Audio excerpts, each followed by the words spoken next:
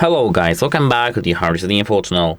In today's video, I'm going to tell you how to fix that the battery level of your earbuds is not reliable in your Samsung Galaxy Buds 3 FE.